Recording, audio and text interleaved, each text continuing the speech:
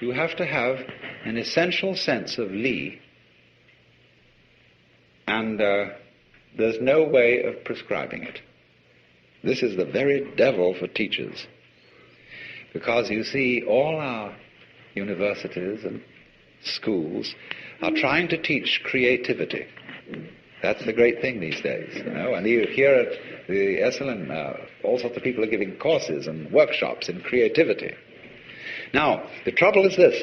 If we found out a method whereby we could teach creativity, and everybody could just explain how it was done, it would no longer be of interest. What always is an essential element in the creative is the mysterious. The dark, it's like the black in lacquer.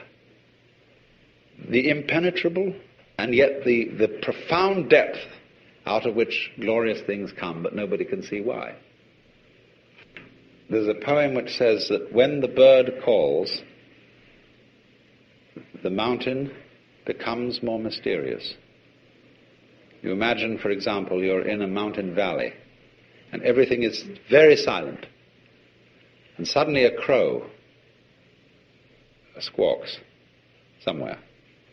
You don't know where that crow is, and that little sound emphasizes the silence. Now, all those things have in them, you see, an element of mystery. There's a Chinese poem which puts it this way.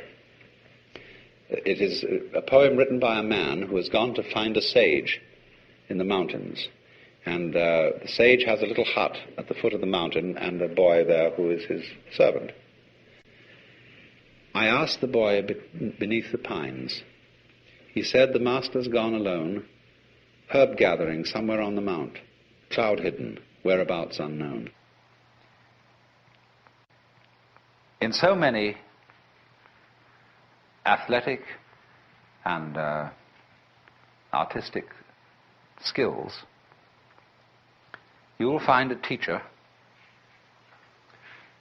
who teaches you how to do it without forcing it. I once studied the piano. I'm absolutely no good at it now because I don't practice. I'm involved in other things. But I had an absolutely superb teacher for a while. He was a very, very great musicologist. You know, there was nothing sloppy about his standards. They were the highest perfection. But when I first went to him, he said, let me see what you can do. So I played him a Scarlatti sonata. He said, yeah, but the trouble with you is you're trying too hard. You're hitting the piano, and you should never hit a piano. He said, actually, all you've got to do in order to play a piano is to drop your hands on it. And you need to have relaxed arms. So he made me practice for a while. He felt my muscles to see whether I was relaxed or not. And he said, now just drop your hand on the piano. I don't care what notes you hit, but just drop your hand. Let it fall.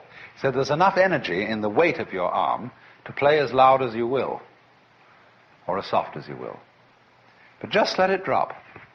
He said, that's all you have to do. Drop your hands. And he kept feeling my arms. He said, no, you're getting too tense. You must pretend you are Lao Tzu.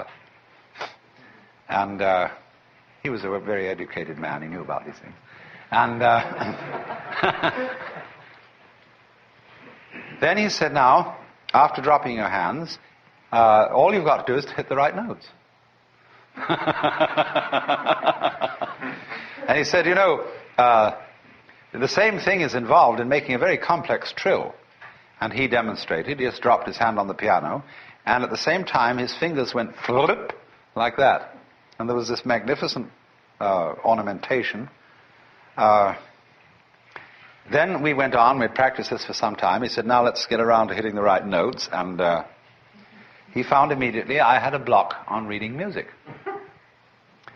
Because when I was a small boy and studied piano at the age of roughly 8, I had a pestiferous teacher who was a mistress in this private school I went to in England. And she used to sit beside you and hit your fingers with a pencil every time you made a wrong note. Gregory Bateson, I think, was taught piano as a child in such a way, and he has a total block on reading music. I mean, he's got a brilliant mind, you know. He's a mathematician and great anthropologist, ethnologist, and so on, but he has a total block to reading music.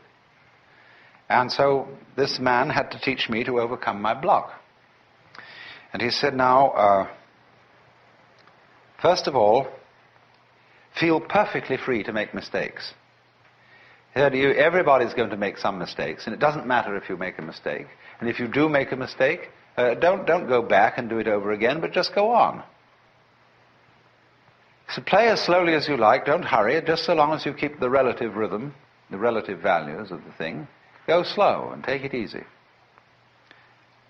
Another thing is not to pay so much attention to the notes, but to the distances or intervals between them, because that is the significant jump. And this sort of overcomes too the difficulty of key signatures, where we started out learning music with this weird system that the lines on the stave really represent the major scale of C. And that therefore, when you put a key signature at the beginning, you remember that every time supposing you're playing in F, every time you hit B, it should be B flat. Well, that's an extremely tedious way of learning music. And you just have to think in different keys. That's the only way to adjust to a key signature. And play the thing according to the intervals appropriate for that key. But you see, in this instance, this man, although he was a great perfectionist and was highly skilled in music, he used intelligence, first of all, to give you a shortcut, and then he also used relaxation to enter into a difficult thing by the easiest route. In Zen training, in its initial stages, the master discourages intellectualization.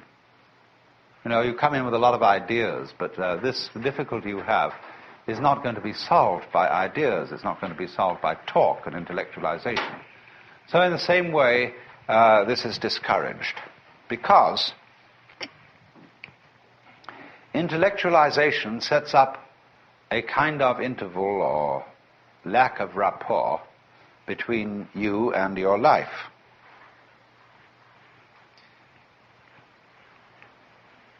You think about things so much that you get into the state where you're eating the menu instead of the dinner. You're valuing the money more than the wealth.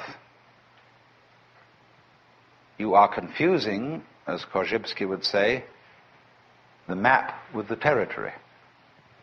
And what they want to do is to get you into the territory, to get you into relationship with what is, as distinct from ideas about what is.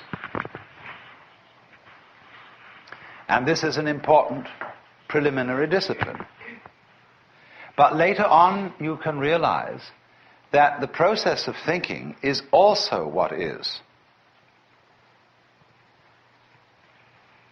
Thoughts in their own domain are as real as rocks. Words have their own reality as much as sky and water. Thoughts about things are in their own turn things. And so they lead you eventually to the point where you intellectualize and think in an immediate way. Let's go on and ask then a further problem.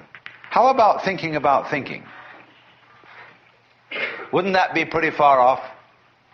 Here is a person removed from life because he's in the intellectual world, and he's all living in symbols. He's a kind of a living bookworm. Now, what about a librarian?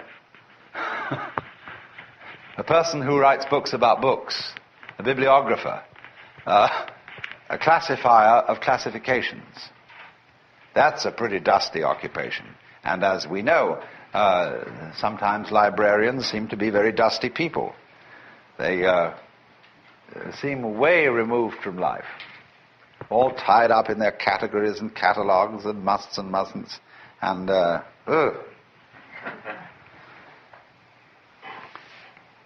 that too, you see, is also its own level of reality.